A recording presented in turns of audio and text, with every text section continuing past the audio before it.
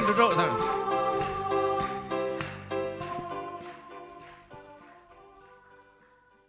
Om Swastiastu.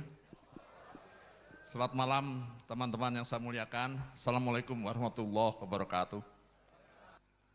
Teman-teman, tanpa kita rencanakan, hari ini ada 3 peristiwa.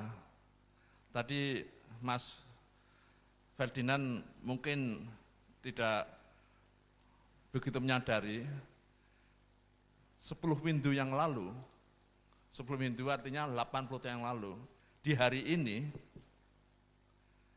Bung Karno mengucapkan pidato yang terkenal, yang judulnya Indonesia Menggugat, di depan Landrat atau Pengadilan Hindia Belanda di Bandung. Persis hari ini 80 tahun yang lalu.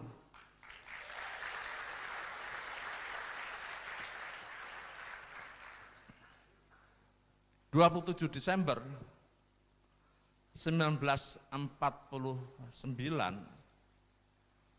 artinya 61 tahun yang lalu, Belanda sesungguhnya atas desakan Amerika, atas tekanan Amerika, terpaksa mengakui kedaulatan Indonesia. Terpaksa. Kita sebenarnya melakukan proklamasi sepihak. Ini bedanya kita dengan Malaysia. Malaysia, India, itu dipersiapkan dan kemerdekaannya diberikan. Kalau Indonesia proklamasi sepihak aja. Kita nggak mau, kita merdeka sendiri, dan Belanda akhirnya mengakui karena ditekan oleh Amerika. Pada hari ini 61 tahun yang lalu.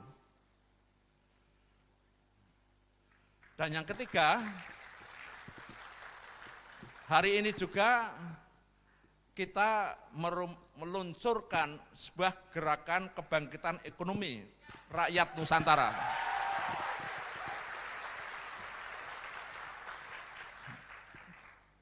Apakah ini kebetulan?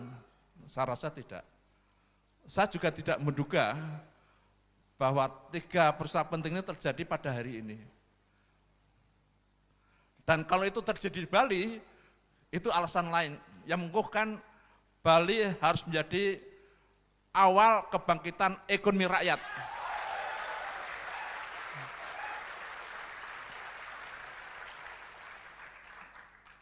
Tapi masyarakat Bali harus memberi contoh.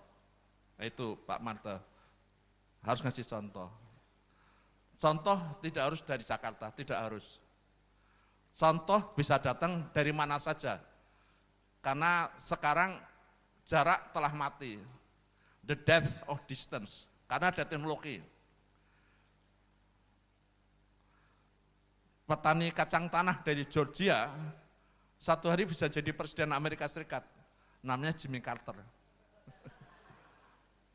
Ada gubernur negara bagian kecil di Amerika, Gubernur Arizona, kalau di sini kira-kira NTT gitulah, bisa jadi presiden Amerika Serikat 2 kali masa jabatan. Namanya Bill Clinton. Karena apa? Jarak sudah tidak jadi persoalan. Begitu pula Bali harus siap menjadi contoh bagi bangsa Indonesia.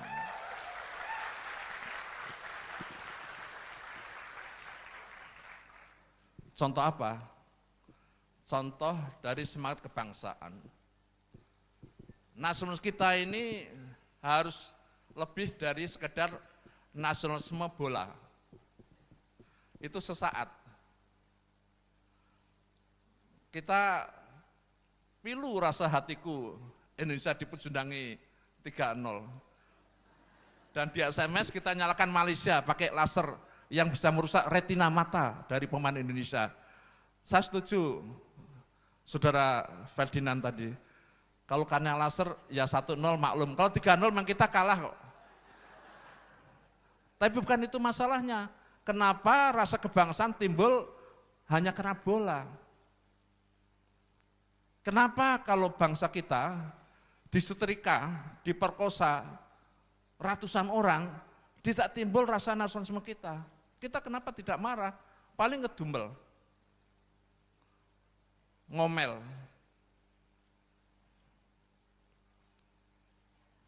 Tadi pesan Saudara Ferdinand jelas, kita harus bertindak. Kalau lampu mati menjadi gelap, jangan ngomel, cari lilin, terangi dengan tangan kita. Itu tugas kita. Dan itu harus kita lakukan. Saya akan meneruskan pesan Bung Karno 80 tahun yang lalu. Jadi ketika Bung Karno diadili, dia seorang insinyur muda, dia mengatakan bukunya Bung Karno yang judulnya Indonesia Menggugat, kemudian diterbitkan oleh Oxford University, judulnya Indonesia Accused, Indonesia Menggugat. Bung Karno mengatakan kita sekarang mengadili kolonial Belanda. Dia sedang diadili, dia mengadili kolonial Belanda. Belanda kesini tidak untuk yang disebut mission sacrée, misi suci seperti yang dikatakan untuk membuat beradab orang-orang inlander. Kita dihina oleh Belanda. Di banyak tempat, kalau di Bandung ada perkumpulan di Bumi Sangkuriang, kalau di Jakarta itu di Harmoni ada Sociëteit itu, ada pengumuman besar. Dalam bahasa Belanda bunyinya Honden en Lander verboten naar gang. Artinya gini, anjing dan orang berbumi dilarang masuk gitu loh. Jadi kita ini keturunan dari sejenis anjing gitu, menurut orang Belanda. Begitulah cara Belanda menghina kita. Saya kebetulan pernah tinggal di Belanda, saya sering ke museum, saya merenung tentang makna penjajahan dan melihat bangunan kokoh di Amsterdam, di Rotterdam, di Den Haag, yang semua itu hasil dari keringat dan darah dari mbah-mbah kita dulu.